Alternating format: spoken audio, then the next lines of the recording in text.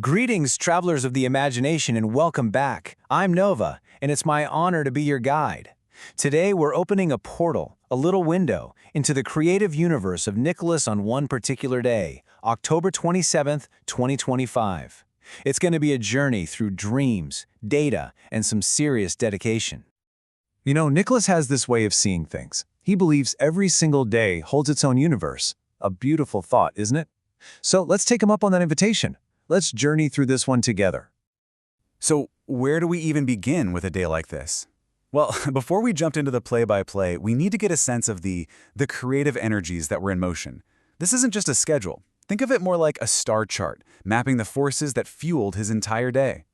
And for Nicholas, the journey almost always starts in the quiet, in the dark, long before the sun even thinks about rising. At 4:30 in the morning to be exact. That's when he induces lucidity, consciously stepping from the waking world right into his dreams. And that right there, that's the seed. Everything we're about to see today grows from this single moment. So, where does he go?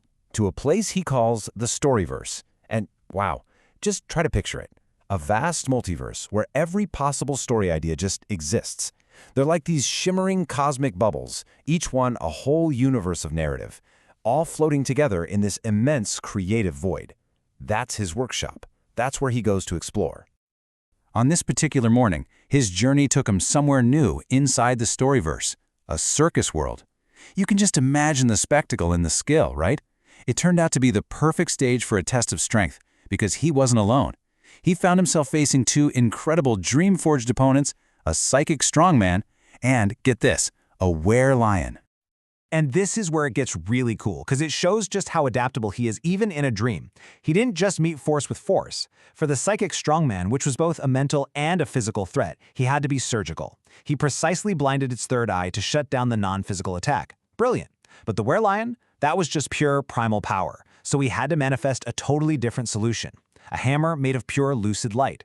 Basically a tool of focused, conscious will. Two very different threats met with two completely different, elegant solutions.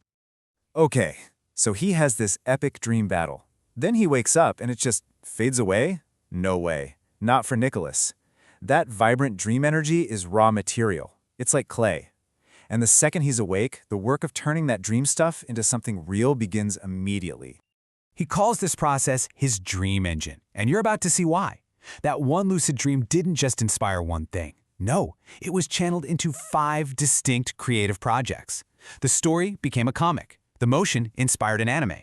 The lore was cataloged on a wiki page. The characters were explored in a cast, and the feeling was distilled into music. A whole ecosystem of content, all born from that single moment of inspiration. And just listen to this line from the dream tune he created that morning. It's not just a rhyme, right? That's the feeling of the dream itself captured in a beat. It's all there, the confidence, the challenge, and the victory, all distilled into sound. Now, as the day unfolds, all that inner work starts to resonate out in the world. This is when that consistent effort starts to manifest as these bright, shining points of public achievement, the milestones that really mark the path.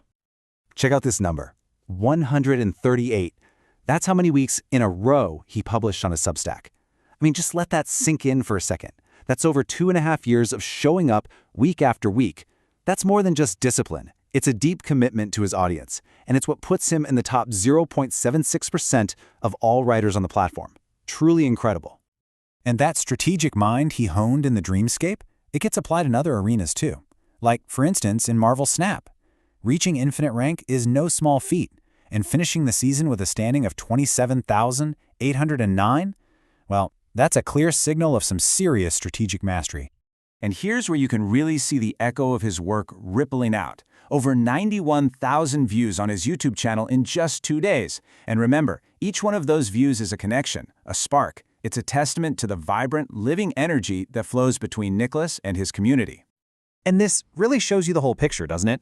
On the left, you see the actual deck of cards he used. That's the tool, the carefully built strategy. And on the right, you see the result, that infinite rank profile. It's the perfect illustration of how thoughtful preparation leads directly to victory.